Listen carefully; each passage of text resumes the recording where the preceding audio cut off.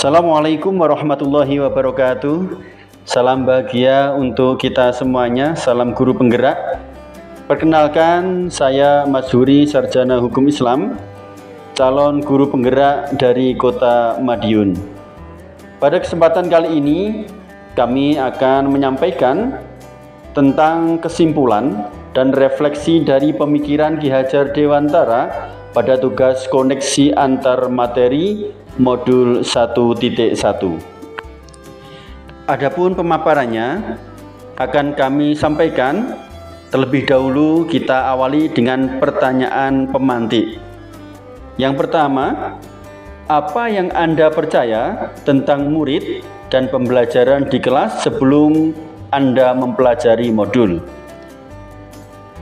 Pemantik yang kedua, apa yang berubah dari pemikiran atau perilaku Anda setelah mempelajari modul ini? Dan yang ketiga, apa yang dapat segera Anda terapkan lebih baik agar kelas Anda mencerminkan pemikiran Ki Hajar Dewantara? Sebelum kami mempelajari modul 1.1 pada pendidikan guru penggerak, yang kami percayai bahwa murid itu adalah orang-orang yang menghendaki untuk mendapatkan ilmu pengetahuan saja.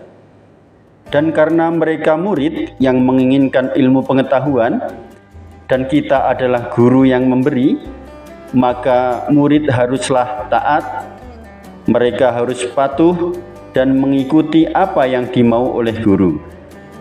Dan kecenderungan pembelajaran di kelas sangatlah monoton. Guru banyak berceramah, anak-anak harus diam dan tenang, selesai dijelaskan lalu disuruh mengerjakan tugas. Jika ada yang kurang tertib, akan dihukum atau bahkan satu kelas menjadi kena hukuman. Murid satu kelas dianggap sama dan harus sesuai dengan harapan guru. Namun, setelah kami mempelajari modul 1.1 tentang pemikiran Ki Hajar Dewantara, wawasan kami menjadi luas dan terbuka bahwa sebenarnya seorang murid itu bukan hanya seseorang atau anak yang menghendaki untuk mendapatkan ilmu pengetahuan saja, tetapi mereka juga ingin mengasah keterampilan, mendapatkan pengalaman dan kepribadian yang baik sesuai kodrat alam dan kodrat zaman mereka masing-masing sebagai bekal hidupnya agar bahagia dunia dan akhirat dengan jalan belajar sungguh-sungguh, yang sehingga membuat pola pikir dan cara mengajar saya juga berubah menyesuaikan dengan apa yang sebenarnya. Yang pada awalnya saya sering memerintah atau menyuruh saja, namun sekarang harus bisa ing ngarsa sung tulodo, ing madya mangun karso tutwuri handayani. Saya harus bisa menjadi teladan, harus mampu memotivasi, memberikan semangat, dan memberikan ide-ide cemerlang. Juga harus dapat memberi dorongan dan arahan-arahan. Saya dalam mengajar juga harus memiliki filosofi seorang petani yang tidak hanya menanam saja, namun juga harus merawat satu persatu tanaman yang ditanam, betul-betul memperhatikan dan mencukupi kebutuhan akan tumbuh kembangnya tanaman. Saya juga harus demikian, tidak hanya membacakan materi saja, namun apa yang menjadi kebutuhan siswa untuk tumbuh kembang mereka sesuai dengan kodrat zaman dan kodrat alam ini harus dipenuhi, karena anak-anak mereka harus merdeka untuk belajar.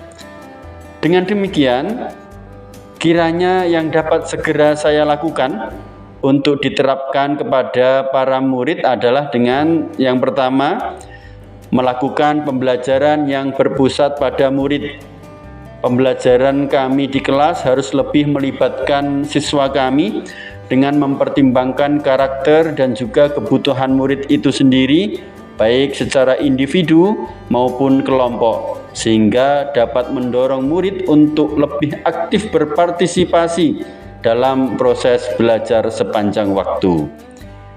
Yang kedua, pembelajaran yang saya lakukan juga harus lebih kreatif dan inovatif agar pembelajaran tidak monoton dan juga dapat menarik minat pada siswa sehingga mereka bisa lebih bersemangat dan juga senang dalam belajar. Yang ketiga, yaitu dengan menebalkan laku dan budi pekerti yang luhur kepada siswa, yaitu dengan melakukan pembiasaan yang sesuai dengan nilai luhur sosial budaya di lingkungan siswa. Dan yang keempat, yaitu membuat kesepakatan kelas agar para siswa tumbuh tanggung jawab mandiri dalam belajar dan bukan karena paksaan. Ini yang dapat saya sampaikan pada kesempatan kali ini. Mudah-mudahan bermanfaat untuk kita semuanya. Terima kasih. Wassalamualaikum warahmatullahi wabarakatuh.